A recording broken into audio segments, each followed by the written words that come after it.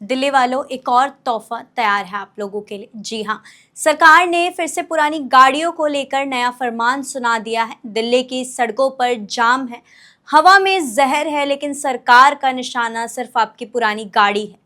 और अब ये खेल सिर्फ दिल्ली तक सीमित नहीं रहा, पूरा एनसीआर इसके चपेट में आ गया है। चाहे गाड़ी फिट हो या आपकी रोजी रोटी उससे जुड़ी हो, सरकार ने कह दिया है पुरानी है तो हटाओ। लगता है दिल्ली सरकार अब प्रदूषण से कम और जनता की जेब से ज्यादा परेशान है। कभी खुद नीति बनाना और फिर यू टर्न मार लेना, और अब सीधे कह दिया गया पुरानी गाड़ी है तो बाहर का रास्ता नाप लीजिए।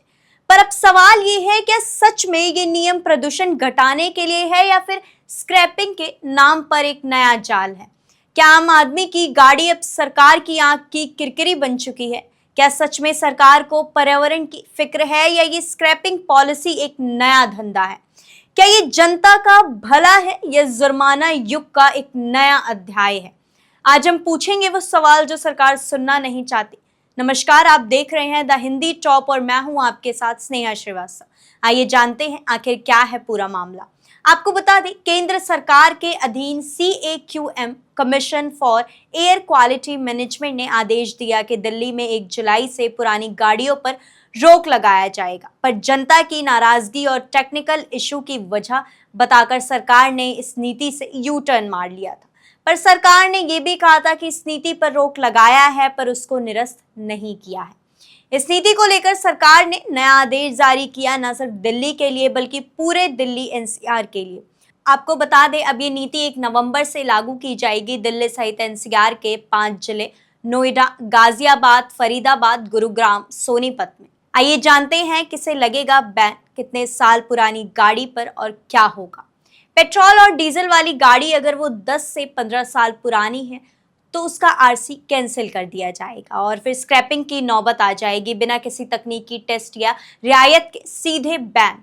अब कैसे लागू होगा ये नियम? हर फ्यूल स्टेशन पर कैमरे ANPR टेक्नोलॉजी से ये तय होगा कि आपकी गाड़ी EOL है या नहीं। कैमरा पहचानते ही पेट्रोल नहीं मिलेगा और डेटा सीधे टीम के पास जाएगा।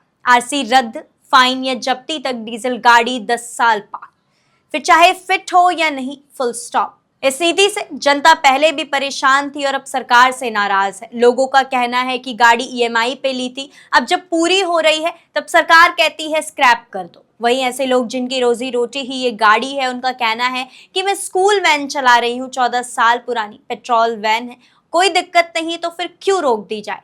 गाड़ी चल रही है, प्रदूषण टेस्ट पास है, SCRP high security registration plate है, फिर भी सरकार की नजरों में ये गाड़ी गुनहगार है।